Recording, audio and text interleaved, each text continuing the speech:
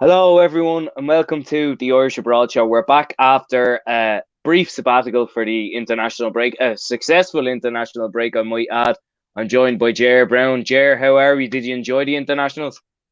Yeah, from an Ireland point of view, yeah, two positive results. I think the Lithuania game got a lot of unnecessary attention, airtime, and criticism. At the end of the day, it was only a friendly. I don't think the result really mattered too much. We made a couple of changes. We handed out a couple of debutants.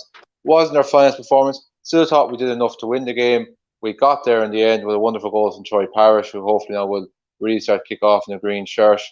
Um, Look, I know a lot was made about celebrations and everything else like that at the end, but look, it's just about keeping an upward curve and momentum building with Ireland. Belgian game, I actually thought wasn't as good as performance. I think as a lot of people were making out. I thought we were largely outplayed for 30, 35 minutes. I think then suddenly the camera showing Thierry Henry and Anthony Barry really got the crowd rivaled up. Then along with Ogbene's goal, we got going. I thought the second half really just petered out at the look of a typical end of season international friendly. Really looked like both sets of players were holding back as if they'd bigger fish to fry with club football. But like I said, still loads of positive taken away from scoring goals, coming back from behind twice. There's no longer this kind of mindset now with Ireland. Once we go behind, that's it. We're not going to score. So yeah, things are looking good. And now stepping up to the Nations League, which obviously is going to be the start of the journey to hopefully making Germany in the summer of 2024. Yeah, definitely, I agree with you. As you mentioned, fantastic goal by Ogbene. Two fantastic performances anyway. And yeah, I mean, you don't normally get four disallowed goals in one match anyway. About Lithuania, I mean, they were all rightly disallowed from what I saw. But yeah, I mean, it was probably overly criticised, really, to be honest. But yeah, successful international break, and I look forward to the next one. But good to get back to the nitty gritty now at the weekend. And do you want to kick us off with the Premier League? Maybe, as you were saying before we went on air, you do the weekend stuff and I'll do the midweek. Yeah, so not an awful lot to bring you from the weekend's Premier League. Tipperary's finest here in the home of the Premier County, Shane Long played the last minute of Southampton's 1-1 draw away to Leeds. He kind of seems to be a regular team for Long to come on just for dying seconds of matches. His namesake Kevin made his first appearance of the season for Burnley, and unfortunately, he didn't do us any favours on Saturday. They went down 2-0 against Man City. I was getting my hair cut after the Liverpool match on Saturday, and I got to about 5 past, 10 past 3 by the time I finished my haircut. Check live score flash. Seen City were 1-0 up. I was like, well, that's it. We're not staying top of the table beyond 5 o'clock this evening. Hmm. Langside gave him a mixed review, gave him a 5 out of 10 rating, saying difficult game to come in for and could have blocked second. I presume by that they mean second goal. But the star man from the weekend was, of course, Matt Doherty, who has continued his brilliant run of late, and Spurs in general. I'm sure you're starting to sweat a good bit there, Paul Tierney, especially after Yeah. Monday night's collapse. As they battered Newcastle 5-1 at home and they came from a goal behind. His second goal of the season, I think his first was only a matter of weeks ago against Leeds. It's his sixth goal contribution altogether. That result obviously seen Spurs climb up to fourth, greatly helped by Arsenal getting spanked by Crystal Palace on Monday night. I'm sure we'll tie that all in a minute. And Hotspur HQ gave him a 9 out of 10 rating, saying, Doherty is clearly a man reborn.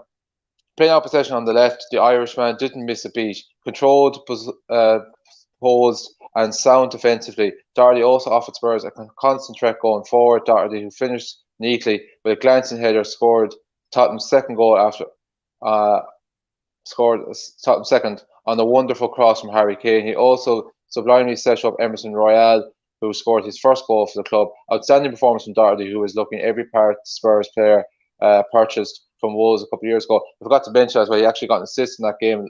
Flash score didn't actually count that, so he's actually up to 7 goal contributions. He's gone up in goal contributions in a matter of minutes. But yeah, he's having an unbelievable kind of season as well. And I know you might like to hear this, but as for someone who's looking in at the top four race from an outside point of view, from a neutral position, I want Spurs to get it because I think it'd be brilliant for us to have an outfield player in the Champions League next year. And it could really help Doherty kind of take off. And he's still at a good age profile, not the youngest, still only coming 30 this year. I think he's actually maybe gone 30 already. That he can become like our Gareth Bale potentially, or Andy Robinson from Scotland. Not kind of necessarily kind of build the team around, but he can kind of become that main marquee player to hopefully maybe drive Ireland to the next level. And by him playing at a higher level in club football, it's going to hopefully go hand in hand. Sorry if you didn't want to hear that. Ah, no, listen, sure, man. I've been saying on this show since we started it that well, maybe from about November, December, once Conte came in, I fancied them to get top four. And I know they had ups and downs. Obviously, all the teams in the top four race have. But yeah, I mean, listen, they won handy in the end. I mean, they went 1-0 down, but they got a goal fairly quickly. And look, listen, they've got Harry Kane, he's world class. They've got Son, he's just shy of world class. Matt Doherty's in the side, they're doing well. I mean, I'd be happy for Matt. Obviously, I wouldn't be happy for Spurs, obviously, but yeah. You mentioned Arsenal as well. Listen, sit and duck for that to happen. Once you hear Tierney's out, you have to bring in, a backup Tavares. I mean, I'm not just blaming him, but he did go off at half time. All of them were asleep, basically. It's a Monday game, which they generally don't do well in. I'm not making excuses now. I'm just going through facts. And yeah. And look, it's a tough game. Palace away is an extremely tough game as well. Like they took points off City a couple of weeks ago as well. They're in a cup semi-final. I mean, they're playing well. They're playing lovely stuff, and they're hard to break down as well. So that's got to be mentioned too. I just think it'd be a disaster if United got in ahead of any of the three of them, because I think they are just one of the worst Manchester United teams I've ever seen in my life. They are shocking. They don't have a plan. They don't know what they're doing. The players are moaning. They're like spoiled brats, basically. And yeah, I think if United get in ahead of the three of those teams, it would be a bit of a disaster for the Premier League overall, to be honest. But yeah, I mean, fair play to Matt. He's doing great. And as you mentioned, he could be kind of Andy Robertson, Gareth Bale type player for us if it keeps going well. And hopefully it does for him. And it's good to see him in the side. I know he actually set up Emerson Royale, ironically, the other day as well. But I still think once Reguilon's fit, Matt will be back on the other side. And well, he should be, I think, because Emerson Royale's a nothing player, and we mention it every week on this show. We can move on. Yeah, not being biased. Not at all.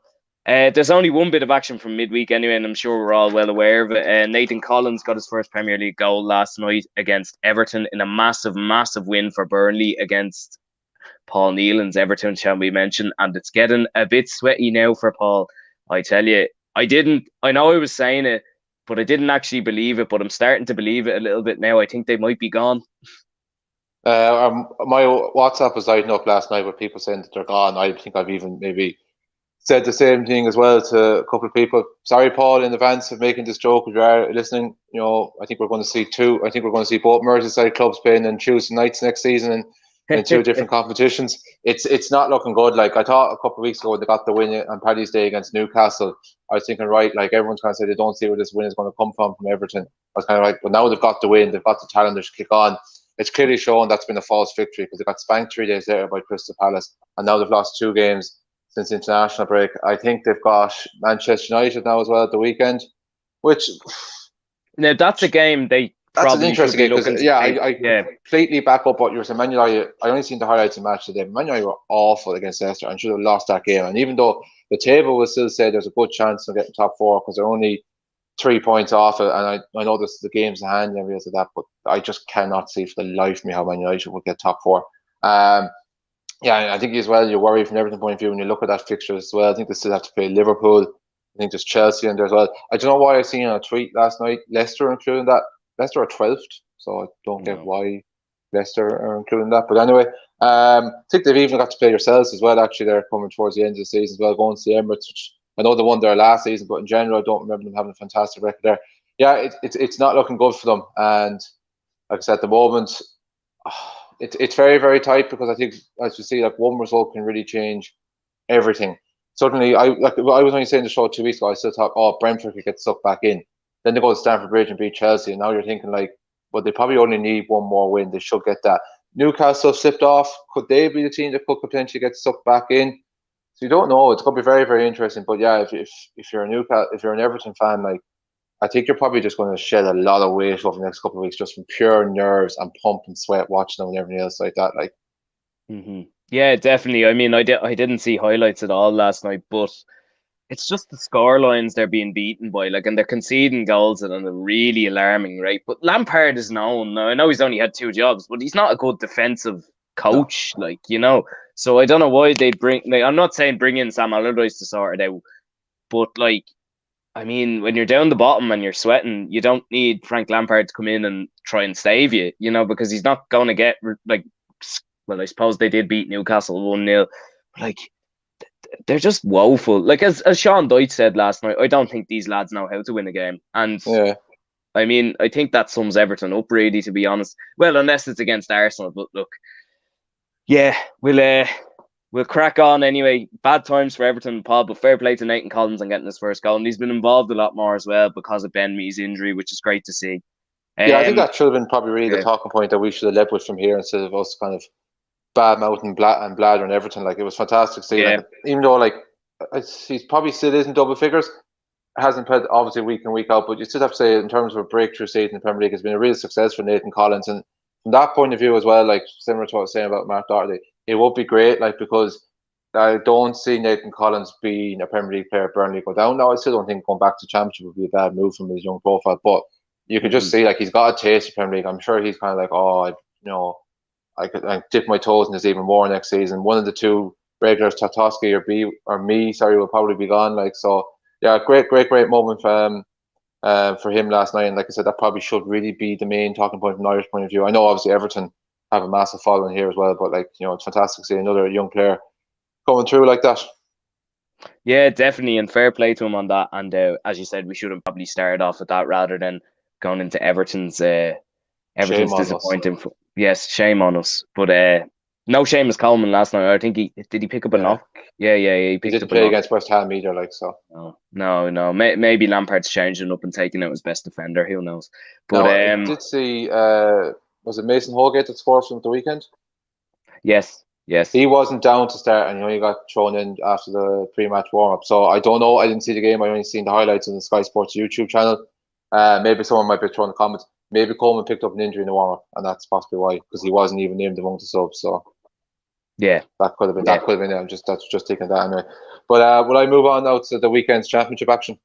Yeah, perfect. And then I can do the midweek as well. Super. So loads to get through as always, because obviously a massive, heavy Irish involvement in the championship. So from the weekend, Sean McLaughlin was part of the Hull City team that lost back-to-back games, this time going down to a promotion-chasing Huddersfield 1-0 at home. That was a Friday night game.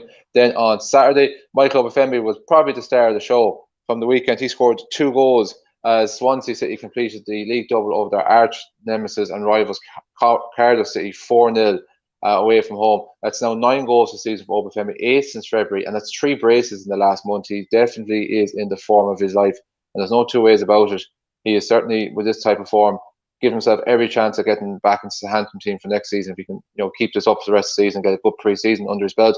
And not also to be undone from that game as well. Cyrus Christie got 2 assists in that game. He's now up to 5 goal contributions since he joined there in January. Obviously, he's probably slipped out a lot of people's radar because he doesn't seem to get anywhere near Stephen Kenny's squads, but he has been really, really good there since he went on loan there back in the winter. Both players got 9 out of 10 ratings as well from Wales Online. Joe Bagel and Mark McGuinness were on the losing side in that contest. John Egan also found the net on Saturday, but unfortunately it was through his own net as Sheffield United were defeated 1-0 away to Stoke City. But good news for Ireland fans, seeing the return of Enda Stevens to the Blades matchday squad for this game. Kieran Westwood starting goals for QPR for the second game running, but they lost to West London rivals Fulham 2-0, who surely at this stage now are only a matter of points and time away before they clinch their automatic return to the Premier League. Aaron Connolly, Middlesbrough, Sammy Smollocks and Jack Taylor, Peterborough all played as the former. That, of course, Middlesbrough recorded an impressive 4-0 away win that sees them in the playoffs. Dan McNamara was part of the Millwall side that gave up a late equaliser and drawn 2-2 away to Luton Town. Aaron Cashin, Festi Abaselli and Jason Knight all of Derby, while Alan Browne, Joel Raftery and Shane Maguire of Preston all featured as the Rams recorded badly needed 1-0 win against the Lancashire side on home soil. But Derby still need a massive task, especially with Reading's former late. I think they're still 9 points adrift, so they're going to need to keep producing more results like that to give themselves any chance to stay up. I find the last 2 bits of information then from the weekend. Mark Travers conceded 2 goals, but Bournemouth still came away with a 3-2 victory in a 5-goal thriller at home against Bristol City, looking like they will be the side joining Fulham from automatic promotion. And Scott Hogan claimed the bragging rights over Callum Robinson as his Birmingham side defeated West Brom 1-0. Also a bit of a Midlands derby there as well. I think we were touching on a couple of weeks ago. We thought maybe West Brom could put a run of form together to make the playoffs after drawing, which I think was Huddersfield beating Fulham. They've now lost 2 in a row since that. So I think that any chance of them bouncing straight back up to top flight is gone.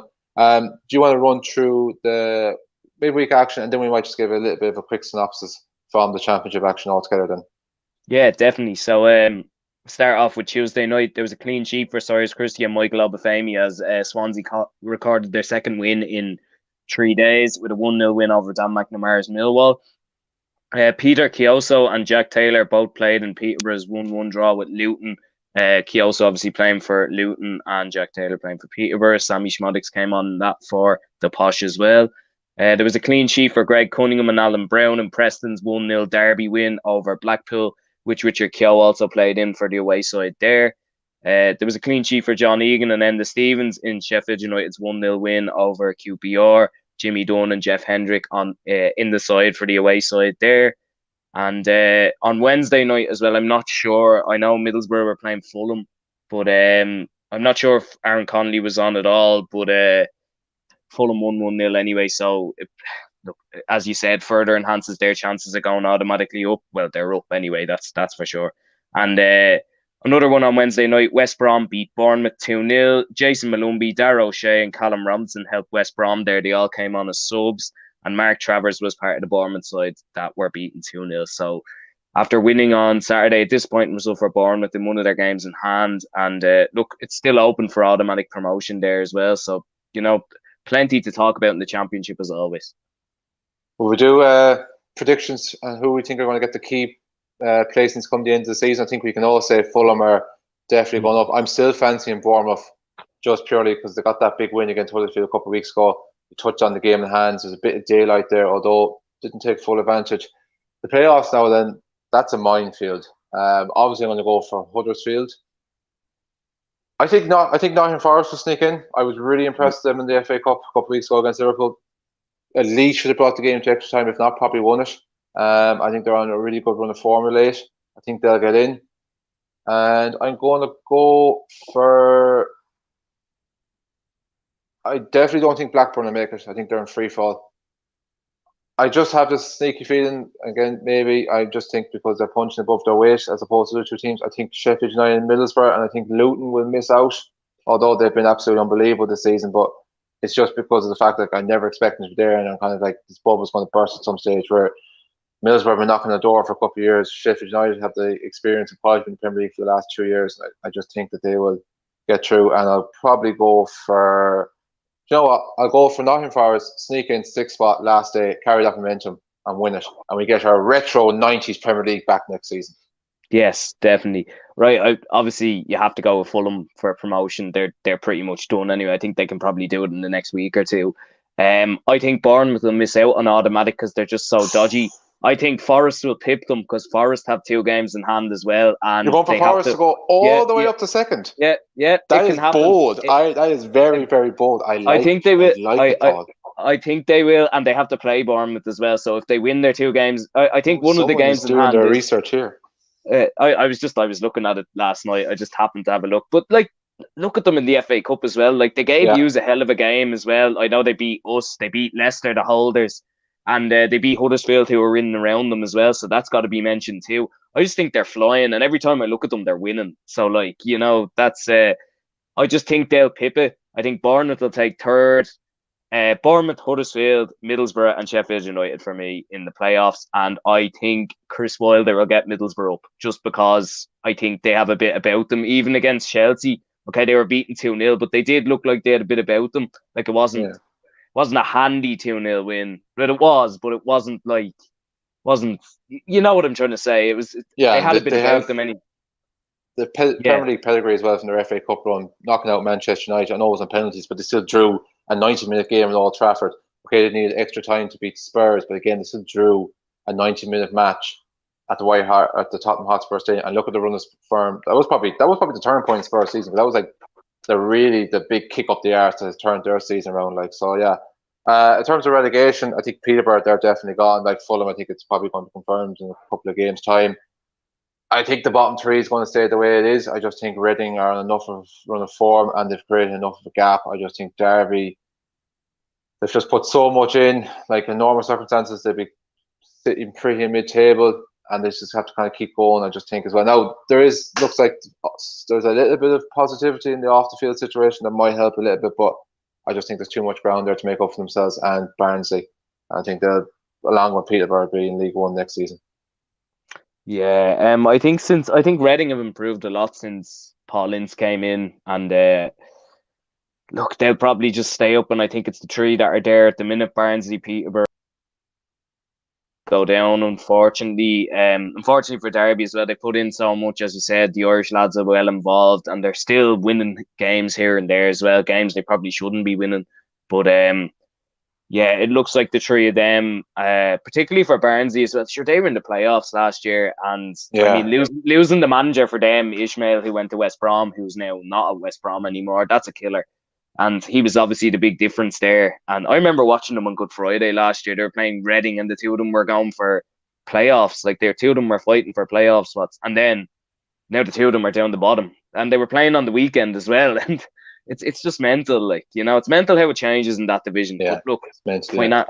Yeah, I think. Do you want to move on into League One then, maybe, man? Yeah, because I know you're probably conscious of trying to get for football, because I know your list has been waiting for us the last few weeks. I hope while they've been waiting, they have their YouTube app on and are watching the show. Whoever you are, they're not here. Yeah, they. Yeah, I mean, when they have been waiting on us, you know, that's what I'm saying. Of course. Actually, before you start there, O'Sheen there commented a while ago saying that's what Seamus Coleman, he's recovering from illness. So yeah, and then a couple of the lads said good evening. So Osh Bosh, Big Finn Harpsman, and Stephen Callahan. Hi, how are you? So we're having yeah. We have another comment in. Paul Nealon like this one. I think Everton are going to be relegated from the Premier League and will be playing in the Championship next season.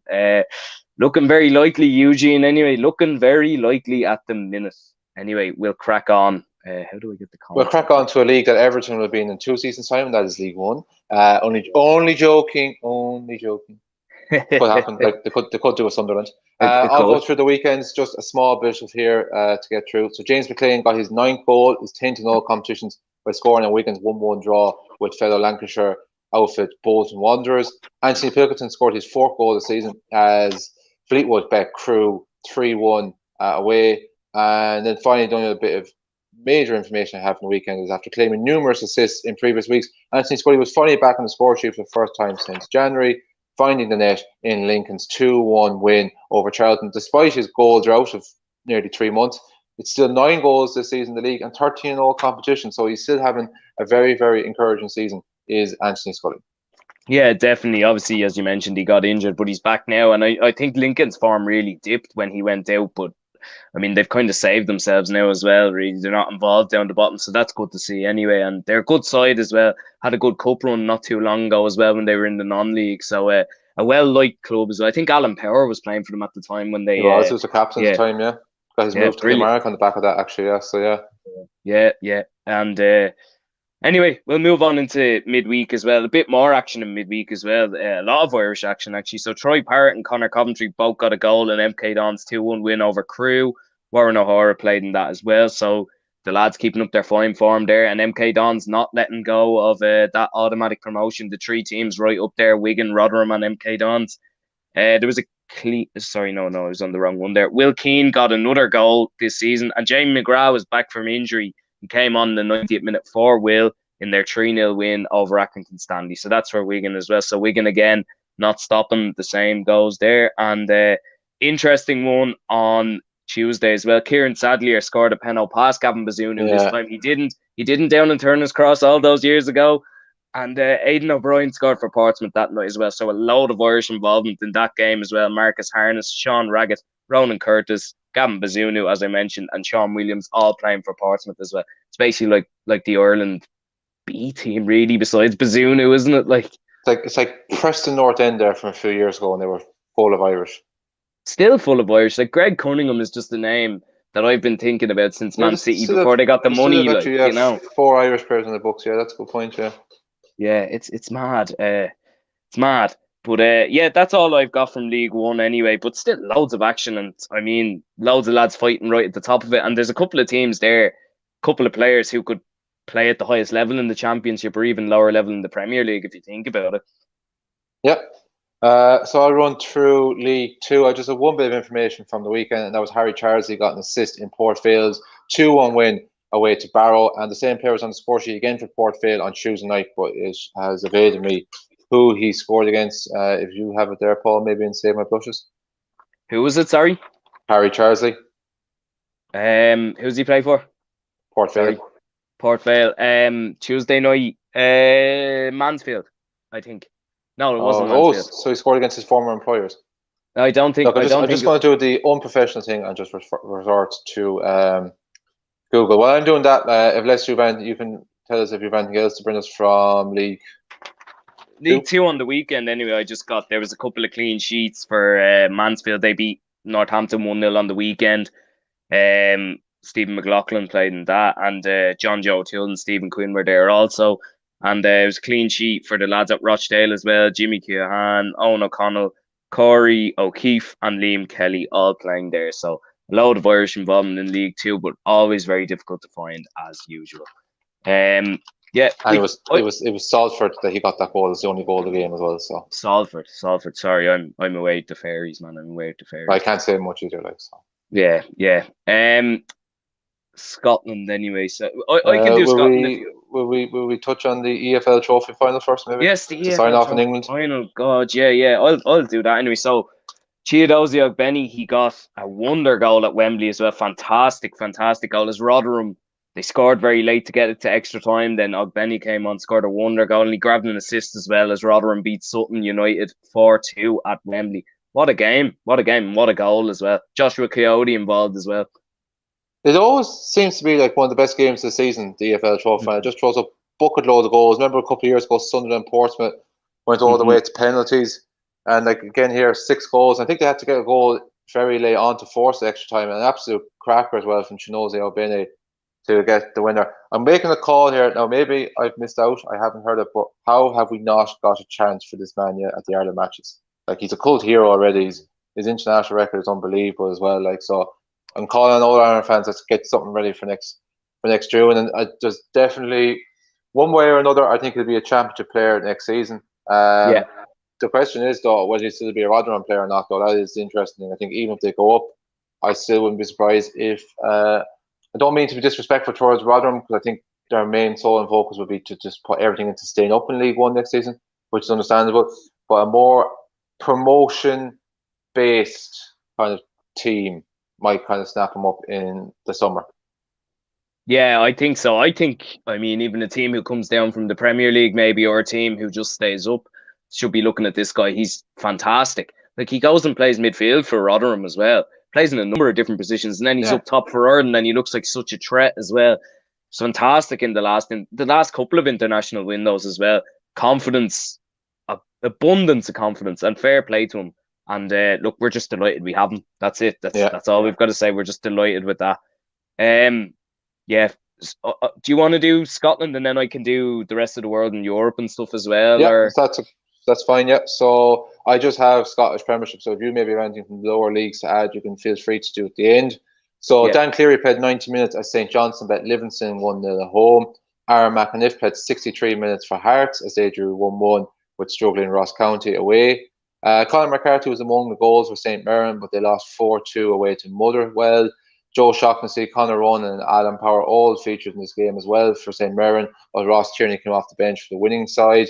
Jake Doyle-Hayes returned to the Hib starting team as they drew 1-1 with Dundee United at home.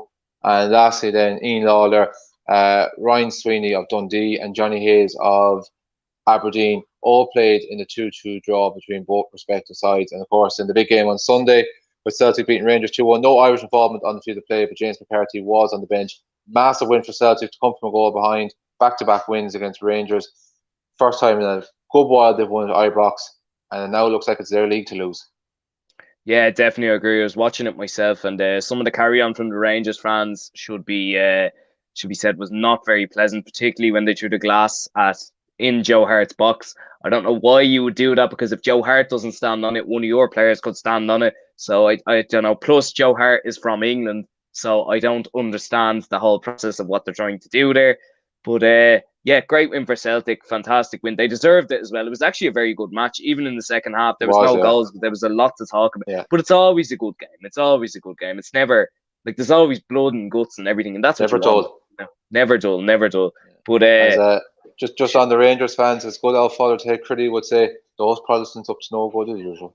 yes, up to no good. And it wasn't just that as well. Obviously, there's always other carry on as well. But that one baffled me. I don't understand how that helps anyone. Like, you could hurt your own player. You could hurt yourself. If someone runs on the pitch, like, which they shouldn't, which, by the way, that needs to be talked about as well. That needs to stop. One of their fans could stand on it as well if they're messing. That's it. One of the stewards could stand on it after the game. It's ridiculous, honestly. It's ridiculous. I don't know. But look, we're not Rangers fan TV here, so we'll move on. Definitely not Rangers fan TV. Couple of things from the weekend as well. We just mentioned Darragh O'Connor, who was on the show with us in the summer. His Queen of the Southside and Rory Payton's Queen of the Southside, they were unfortunately beaten 3-1 by Wraith Rovers in the Scottish Challenge Cup final. Good run for them as well, but unfortunately not to be. And there was an assist for Luca Connell in Queen's Park's 1-1 draw with Cove Rangers. So fair play to Luca. He's doing very well. Maybe not at the level we want to see him at, but look, he has been in the books the last few weeks, and fair play to him on that. So I can move on into Europe now. Anyway, that's grand. Conor Noss was on as a sub for Borussia Mönchengladbach. He came on with after 63 minutes. It's a second Bundesliga appearance as they drew 1-1 with Mainz on Sunday. Josh Cullen helped Anderlecht to win 4-0 against Sporting Charleroi on Sunday. Also, Graham Carey was a late sub as CSK Sofia beat Barrow 1-0. I don't know how to say that. That's what I was going to go with as well. Yeah. Barrow, all the same. Yeah. And bit of a shock on the opening night in Sweden. AIK were beaten 4-2 by Häcken, and Zach Elbazetti played 63 minutes. So bit of a shock there. Probably not the start AIK wanted, but it's only one game, and that's how it goes sometimes. Yeah, maybe. Look, it's easy to say from the outside looking in without knowing too much about it. Maybe there's a little bit of a hangover left from last season. Obviously, after great effort to get European football, and coming in, I think, was a point or scoring difference, or coming very, very close going on the final day to win the league. Like, so you don't know. As you say, like it's a long season ahead. Like, it was last December when that league finished up, so it's a lot of football going to be between now and then. Like, and look, for us, continue on the show as well into the summer months when we'll be struggling for football to talk about and everything else like that. At least we've got that to fall back on, along with your favourite league in the world, which we can go on to now. Yes, here we go. So there was 10 minutes for John Gallagher in Austin's 2-2 draw with San Jose Earthquakes. Fantastic. John always gets at least 15 minutes. Always gets at least 15 minutes, John. Fair play to him. Jake Mulroney gets 74 minutes in Atlanta's late win over DC United. And Shane O'Neill, the half and half Irish-American man, he helped Toronto beat New York City FC 2-1. He's been playing a lot since he's moved there as well, so fair play to him on that. And we move over to Australia. Jay O'Shea at it again. He got 2 assists for Brisbane Roars. They beat the team just ahead of them, Newcastle Jets 2-0, so they're only a point off them now, I think. And slowly moving up the table, they're only a couple of points off the playoff spot, so if they keep the run going, I mean, it could be a bit of a miracle, but I mean, it'd be nice to get into those end-of-season playoffs that you can't win the league for. Could be a good pub quiz in a year's time. Name a team that was bottom of the league at Christmas, ends up finishing 6th and still won the league. Like, so, yeah. Just one thing I just find a little bit interesting from the MLS, just before I finish up, is the lack of game time so far for Derek Williams at LA Galaxy. He doesn't seem to be getting a kick at all. Maybe it's injuries or whatever else like that. I find it strange because this is a player who played at quite a consistent level for a couple of years in the Championship, was in and around the Ireland squads, got a couple of caps, got a goal, I think, against New Zealand a couple of years ago. Seems to be playing regularly last season with LA Galaxy. So I just find that a little bit of a strange one. Look, maybe there's more to it than what we know, but I would have kind of felt that like he's one player that should be well able to play at that level for me, and still at a decent age profile, 29, 30. Yeah, definitely. I agree. I was actually shocked by it because every time he got injured last season, he was straight back in his first game back. So it's a bit shocking. There's actually one comment there, and it goes a bit away from the Irish Abroad show, but it's interesting to me because there was a lot of talk about it last night as well. Ballon d'Or predictions. I mean, he has to be in it. He has to be in it. The man is fantastic. Fair play to him. I saw him all those years ago in Tala against Rovers, and he got the ball against Darren Maguire, turned after it touched off his chest and buried one off the crossbar, and everyone just kind of went, "Oh God, here we go!" Like, you know. Yeah. But it's not just that. Look at his record since then. Fantastic, and what a player. In terms of the other two, I mean, you have to put Lewandowski in there just because of the amount of goals, and I can't actually think of another one at the minute, to be honest. But obviously, you'd go for Benzema as well yourself. The Egyptian king, he's a pretender, maybe. He's kind of died off since that contract negotiation talk, really, hasn't he? Like, he's still been good, but he hasn't. He hasn't. I suppose we have a World Cup to come as well, and that's going to tell a lot too, you know. Which he So, won't be at. Yes, unfortunately, but Sadio Mane will be at, you know. But yeah, I mean, I don't know. I can't think of another one, but there's a World Cup to go as well, and there's usually one nomination from that anyway. So yeah, he's been brilliant, like carrying Benzema. I think he undoubtedly will go down. I think he's one of the best strikers ever to play the game. You know about like that time he's done that in Tal. I think he only just signed for Real Madrid that summer as well in 2009. But like he'd been known and been touted for quite a while. I remember him from his Lyon days as well. He played against Manchester United in the Champions League. I think the year they won it under Ferguson, he was brilliant. Even I think he probably was had to be only a teenager back then if he was playing back in the noughties, like, and still going strong now. But you know, he's if Real Madrid go on to win this Champions League, like you will look back at his influence in turning around the tide that looked dead against PSG and then gaining control last night with Stamford. That was significant because Chelsea played them off the park 11 months ago there, and everyone kind of questioned this Real Madrid team, saying it was an aged, tired, finished team. They bounced back. Like, it looks like they're going to win the league this year, barring a collapse in La Liga, and you just would not rule them out in the Champions League. Look, Champions League is, you know, potentially wide open. We've got a situation as well where one of the pre-tournament favourites, Bayern Munich, you'll probably still fancy them to do a number at home against Villarreal next week, but by God, does it make things kind of juicy and tasty. And certainly, you know, Chelsea would have been favourites for this tie. They have loads to do now to go to the Bernabeu next week. So sets things up nicely. But yeah, Benzema as well. I said it to a couple of people in WhatsApp last night. They all agreed to me. You know, if he keeps it up as well. And he's not retired from international football, is he?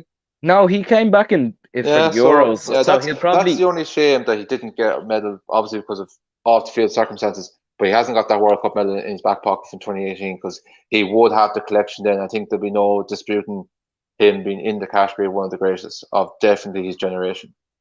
Yeah, 100%. I agree. And just one last thing. We'll end on this. Why the MLS hate, lads? I don't hate it. You don't. I have a dislike about it. Look, I'll give 2 points. There's no relegation. And if we ever get the European Super League, that's what it's going to look like. So we'll end it on that. Yeah, thanks very much, lads. Thanks, Jer, again. You're a top man. And I know you don't hate the MLS. It's just me. And thanks, everyone, for watching. Please keep leaving your comments in. The video is going to stay up on YouTube as well. And don't forget to like and subscribe as well. Thanks very much, guys. And thanks again, Jer. Cheers, Paul. Thanks for everyone for watching. And we'll do it all again next Thursday. Boom.